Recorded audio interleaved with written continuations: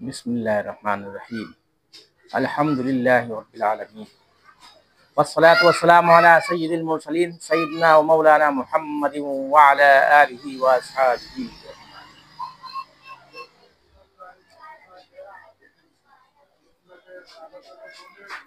अल्लाह तबारक व तआला कुरान अज़ीम में इरशाद फरमाता है, या अय्युहल्लज़ीना आमनू इज़ा कुमतुम इलस्सलाति फ़ग़सिलू वुजूहकुम व अयदियकुम इलल मराफ़िक़ वम्सहू बिरुऊसिकुम व अर्जुलकुम मिनल काबैन।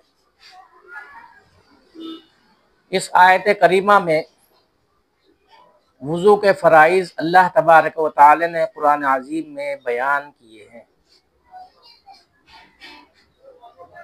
वुज़ू में 4 फ़र्ज़ हैं। नंबर 1 मुंह का धोना, नंबर 2 दोनों हाथों को कोहनियों समेत धोना, ऐसा है।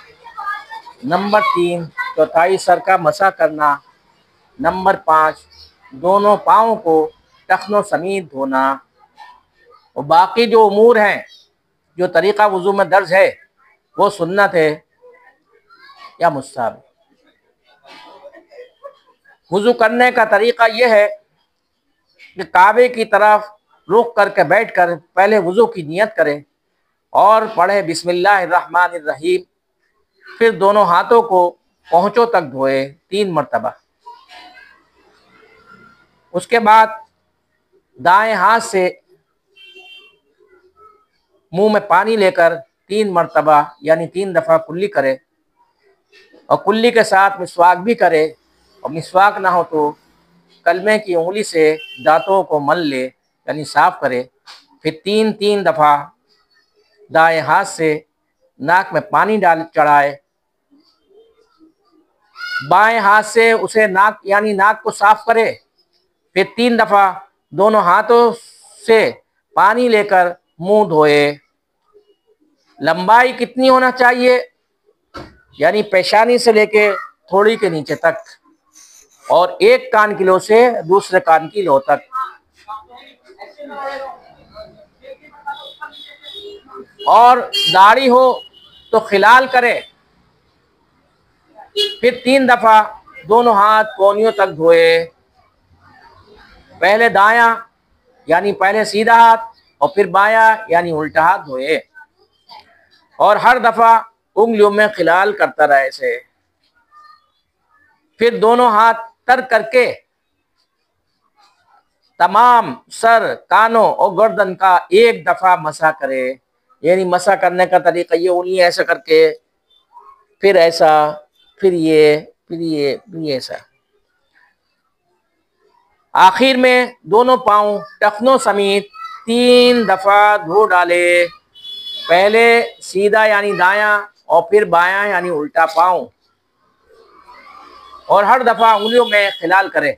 बस वुज़ू हो गया, यानी आपका वुज़ू मुकम्मल हो गया। वुज़ू के दरमियान और वुज़ू के बाद कलमा शहादत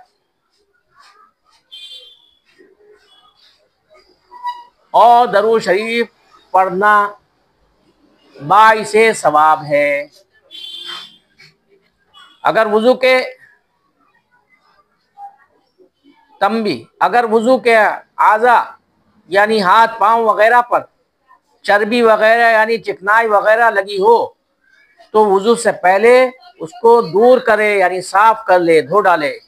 और उंगलियों में तंग अंगूठी हो, यानी ये अंगूठी अगर तंग हो तो उसको फिरा ले यानी घुमा ले, क्योंकि बाल बराबर भी अगर जगह खुश्क रह जाएगी तो वुज़ू नहीं होगा। इसलिए संभाल के वुज़ू करना चाहिए अच्छे तरीके से।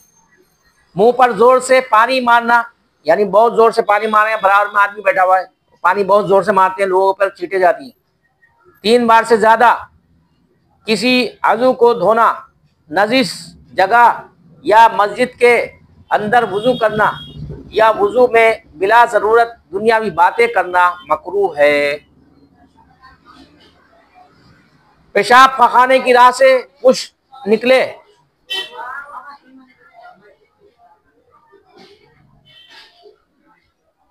आउसर ने जिस्म से खून, पीप वगैरह निकल कर बहने, मुंह भरकर कै होने या किसी चीज के सहारे सो जाने यानी बेहोश शो मस्त होने, नमाज में खिलखिलाकर हंसने से वुजू टूट जाता है। यानी अगर सो रहा है, सोते सोते अगर ऐसे गिर गया तो उसका वुजू जाता रहा है, पता नहीं क्या है, हवा निकल गई हो। बेवुजू शख्स को नमाज पढ़ना या मस्जिद सजदा करना हराम है। यानी नमाज के लिए शर्त है कि वुजू करे पहले, बेवुजू सजदा नहीं होगा। और कुरान शरीफ को बिला खिलाफ छूना मकरूह तहरीमी है, यानी बगैर वुजू कुरान शरीफ को बिला खिलाफ नहीं छू सकते। अगर खिलाफ है या कोई कपड़े से छू सकते हैं, अलबत्ता वो जुज़्ज़ात में हो तो उठा के रख सकते हैं। और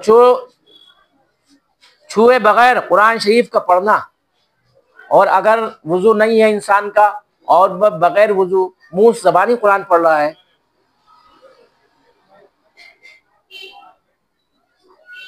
पढ़ना ये मतलब दुरुस्त है। आप बगैर वुजू है और मुंह ज़बानी कुरान पढ़ रहे हैं तो वुजू की ज़रूरत नहीं। अगर कुरान को हाथ लगाएंगे तो उसे पहले कुरान को वुजू करेंगे। अल्लाह तबारक व तआला कुरान अज़ीम में इरशाद फरमाता है, ला यमस्सुहु इल्लल मुतहहरून, मत छुओ मगर पाकी की हालत। अल्लाह तबारक व तआला मुझे और आपको इस पर अमल करने की तौफीक मरहमत फरमाए, और हमें जो वुजू के फ़राइज़ हैं और वुजू की जो सुन्नत है और मुस्ताहब सब याद करने की तौफीक मरहमत फरमाए। आमीन।